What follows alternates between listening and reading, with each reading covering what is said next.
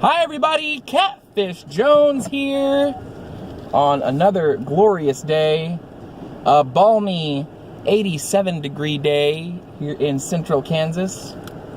Had a little bit of rain this morning. Goodness, we've had rain for the past week or more, and that means when it heats up it gets quite humid. Not just some regular old rain, we've had some intense rain in this area, in the area that feeds a bit of creek right next to my work. The building where I work, in fact, sits in a bit of a floodplain, so we've been on flood watch for a good little bit. Maybe a week ago, somebody hit the panic button and we had to load up a whole bunch of stuff in trailers, pull everything off the shelves and move it up above 4 feet. It wasn't really as bad as all that. The rain we were expecting never came. The rain upstream wasn't as bad as they thought, but the creek has really not gone down that much, so we're still kind of in flood watch.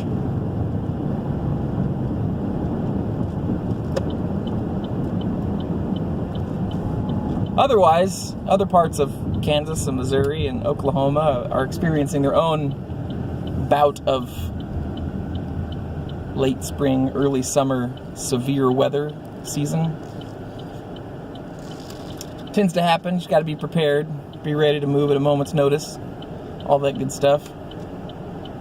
And sometimes the severe weather just aims right for you and you're in the path and you can't do nothing but hunker down and prepare. So as the season wears on, my thoughts go out to everybody involved in interacting with severe weather, especially if you're one of those weather chasers gets the wild hair to go hunting up a twister. I wanted to specifically talk today about a question that was asked of me in a live stream, specifically a live stream by my very good friend and internet cousin, Mark Fun Jones. Happened to be in one of his streams. Mentioned that I wasn't doing any more videos until the album was done. And he posed the question, Catfish, how many albums have you done? And that was a very interesting question. As Catfish Jones, there are two. This one will be the second full album, as well as an EP. But my album making experience goes back quite a little bit. And most of my experience involves creating a record and then doing nothing with it other than, duplicating and selling them at shows and things like that, but not really pushing them out there.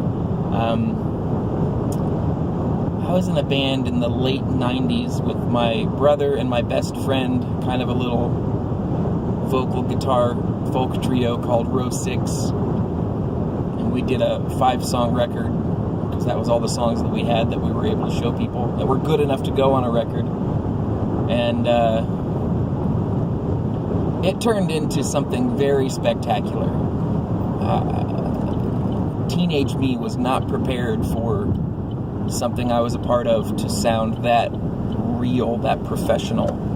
And part of that had to do with the studio that we went to, run by a close friend of ours and a mentor of mine. And, the mentor specifically took what we had and was very passionate about the sound and what he could do with it, and put a lot of personal time into making it sound so spectacular.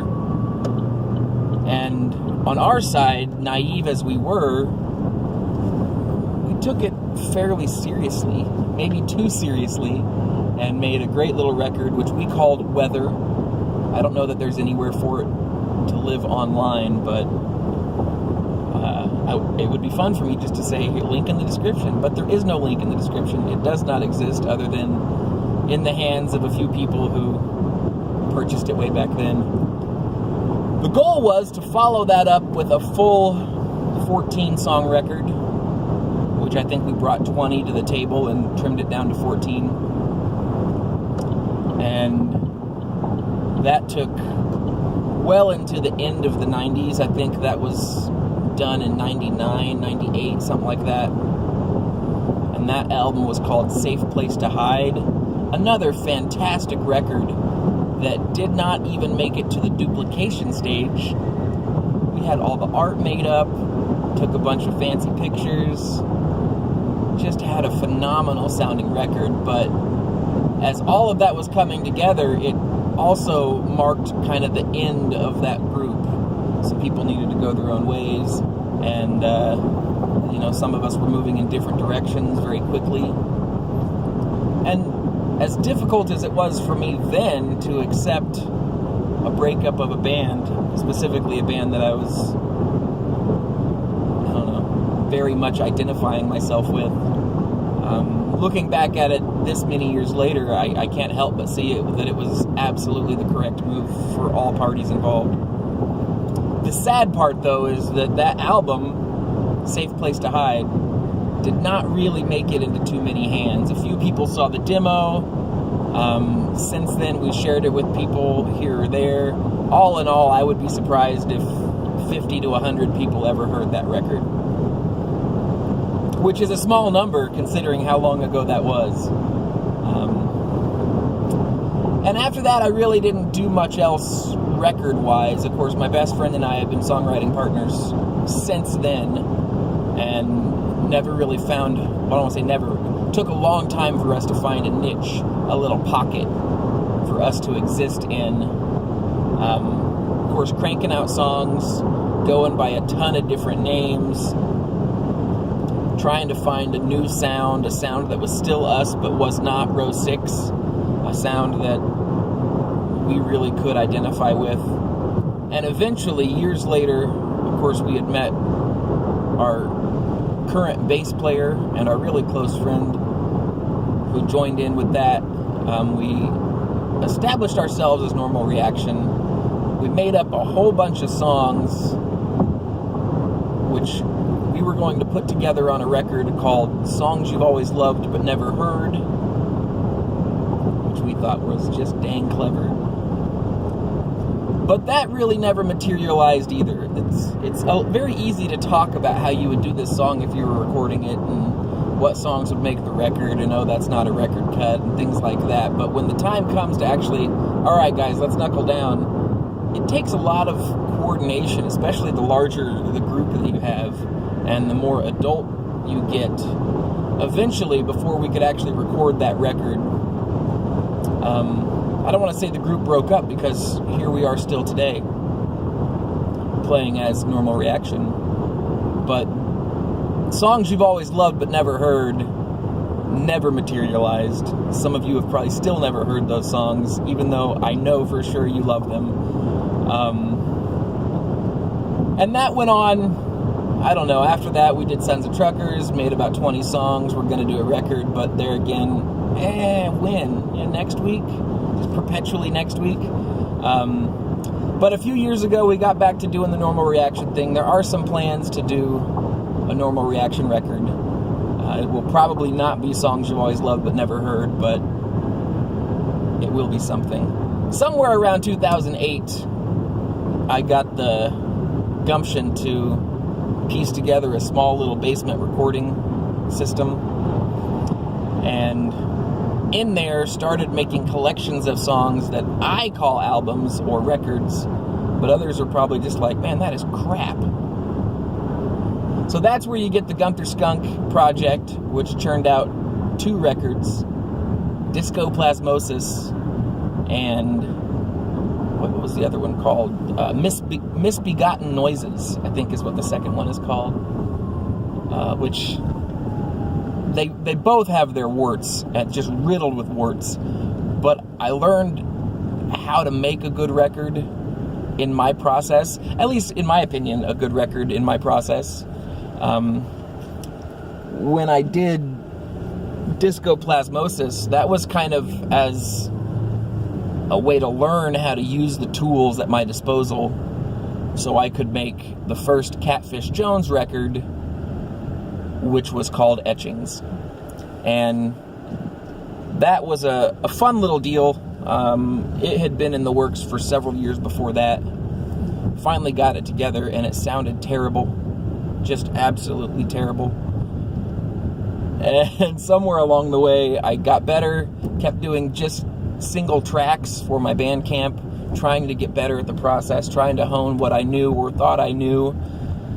And before I started on this current project, which is called Layers, which had also been planned, I took it upon myself to take everything I had learned, remix Etchings so it could be something special, and publish it through official channels, so it's on Spotify and iTunes and gets logged with all of the other record information that happens when those things get a click through professional sources and whatnot. And that's the plan with this one too. Hopefully, now that the recording is done and it sounds how I like it to sound, it's something that I can publish, duplicate. The plan is to duplicate this into physical CD and share with all of you the wonder of a new Catfish Jones record. So that puts Weather, Safe Place to Hide. I did Etchings, but you also got to count Discoplasmosis and Misbegotten Noises. I did an EP called Old Songs on my Bandcamp, which is mostly just me and an acoustic doing a handful of songs, some of which didn't make the Safe Place to Hide record. And this is Layers, which is the second Catfish Jones record, maybe third, depending on how you want to count them. Second official Catfish Jones record, seventh record altogether that I've been a part of making, and probably still haven't made what some might consider an official record, but heck it, that's where I'm at. That's the fun I've had doing so many things. And thank you so much to Mark Fun Jones for getting my brain churning and thinking about all of those things, because sometimes you just go on with your life and don't realize that it's been 20 some years since you started making records, and here you are again, committing another one to the world to share in some of these thoughts and feelings. I think Layers is my best work to date. I know there's still some warts on this one, but it's the best that I can do with my current system and my current knowledge. And that's okay with me. Part of me doing the Catfish Jones character, persona, what have you, is to document the progression of my creativity, both in the knowledge side of it and in, the practice side of it. So instead of waiting forever until I'm perfect and can make the perfect record, I feel it's very important for me to put out sets of music that are like-minded and have a title with them that all together form one artistic piece, which is very important to me, kind of what I see a record as being. And it's important for me to do it in the time frame that I hope to get it done, so I can put it out and move on to the next one, and future me can look back and say, wow, that's what you did in 2018 and 2019. That's who Catfish Jones was before 2020 happened and the world changed completely. But yeah, I'm glad I got to thinking about it. I'm glad I got to talking about it, and I'm glad you were here to listen to me ramble a little bit on my ride home with a little bit of car talk with Catfish. I have been said Catfish. I hope you guys are well, and I look to see you around the boards, on the tube, and all kinds of stuff like that. Until I do, we'll just see you with cheers.